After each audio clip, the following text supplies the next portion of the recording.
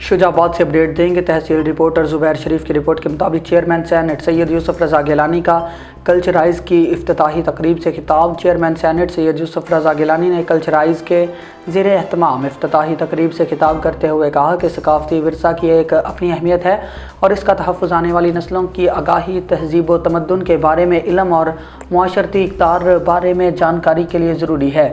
Chairman senate ने chairman कल्चराइज़ doctor Mohammad Amjad, मुअज़्ज़िज़ सफ़राई, सफ़ारती नुमाइंदगान और UNESCO के नुमाइंदगान को खुशामदीद कहते हुए कहा कि ये देख कर खुशी हुई कि कल्चराइज़ एक जदीद और इनकलाबी काविश बनकर उभरा है जो मुल्क भर में विरसे के तहफ़्फ़ुज़, तालीम, बेदारी और इसकी मौसर वकालत के लिए वक्फ़ है। इनकी काबिल तहसीन कोशिशें सकाफ़ती विरसे को महफूज करने के लिए दरकार इज्तिमाई अज़म की अक्कासी हैं।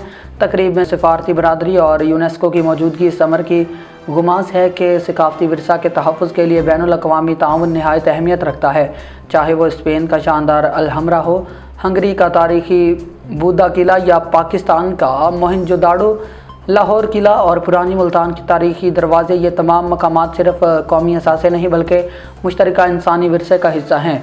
उन्होंने कहा कि सकाफ़त, फ़न और विरसे के तहफ़्फ़ुज़ और फ़रोग़ हम सब की मुश्तरका ज़िम्मेदारी है, ख्वाह वो हुकूमतें हों, पार्लियामेंट, इदारे या फ़र्द।